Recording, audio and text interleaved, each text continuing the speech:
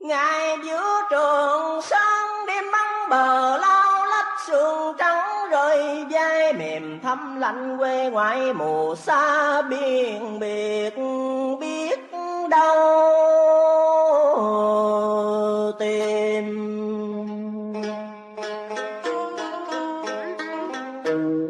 Trên cành cao lũ vượng gói sầu, nhìn bầy chim rủ nhau bay về phương đó chốn quê nghèo ngàn dặm cách xa.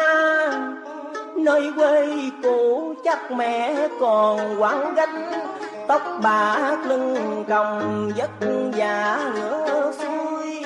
Em chắc còn kêu xa